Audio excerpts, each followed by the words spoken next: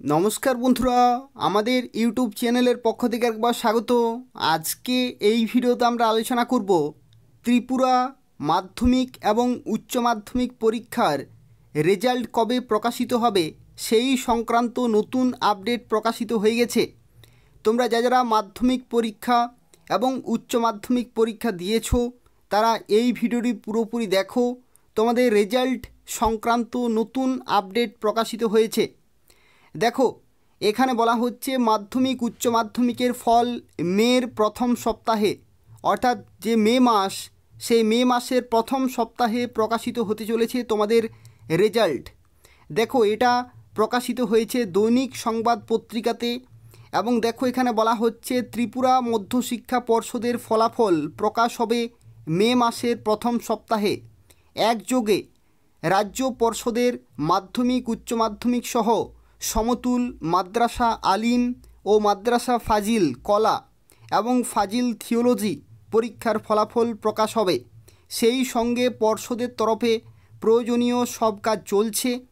জানা গেছে মের প্রথম সপ্তাহে, সম্ভব হবে 5 তারিখে ফলাফল প্রকাশের জন্য জোর তৎপরতা চলছে রাজ্য পর্ষদের তরফে। অর্থাৎ মে মাসের যে 5 তারিখ, সেই 5 তারিখ কিন্তু সম্ভাব্য ডেট রয়েছে, সেই ডেটে প্রকাশিত হবে তোমাদের রেজাল্ট।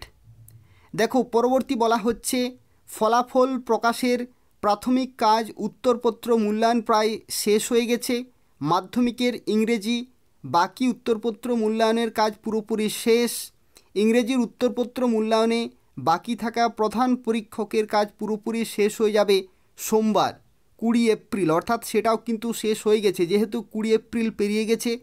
উচ্চ মাধ্যমিকের বাংলা এবং ইংরেজি উত্তরপত্র মূল্যায়নে সংশোধক তথা স্ক্রুটিনাইজার এবং প্রধান পরীক্ষকের কাজ কিন্তু চলছে। এই কাজ শেষ হয়ে যাবে বুধবার, অর্থাৎ 22 এপ্রিলের মধ্যে। অর্থাৎ দেখো, 22 এপ্রিলের মধ্যে এটাও কিন্তু শেষ হয়ে যাবে। এবং রাজ্য পর্ষদের সঙ্গে যুক্ত ঘনিষ্ঠ মহলের বক্তব্য অন্তত এমনই। মহলটির খবর, এরপর ফলাফল প্রকাশের জন্য আর 10 দিনের মতো সময় লাগবে। সূত্রের খবর অনুসারে ফলাফল প্রকাশে গতি আনার লক্ষ্যে নির্দিষ্ট সময়ের আগে মার্কশিট ছাপানো হয়ে যায় রাজ্য পর্ষদের উদ্যোগে।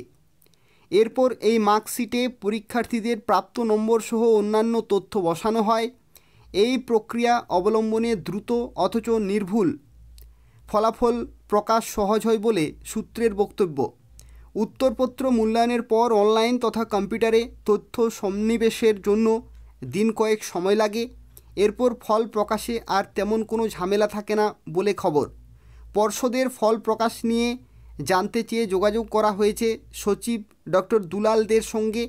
ডক্টর দুলাল দে সত্যতা স্বীকার করলেও এই প্রসঙ্গে বিশদে কিছু বলতে চাননি।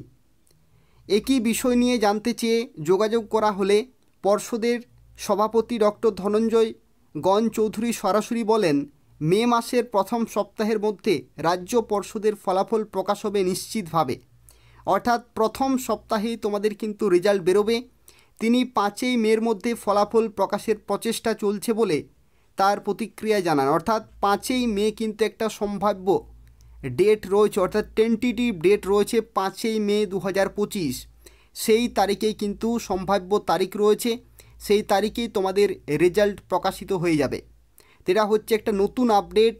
তোমরা যারা ত্রিপুরা থেকে মাধ্যমিক এবং উচ্চ মাধ্যমিক পরীক্ষা দিয়েছো, মে মাসের প্রথম সপ্তাহে তোমাদের রেজাল্ট কিন্তু প্রকাশিত হয়ে যাবে। তবু যদি কোনো প্রশ্ন থাকে তাহলে অবশ্যই কমেন্ট করে জানাবে। তার পাশাপাশি এই ধরনের নিয়মিত আপডেটগুলি পেতে হলে অবশ্যই চ্যানেলটি সাবস্ক্রাইব করে রাখো। ধন্যবাদ।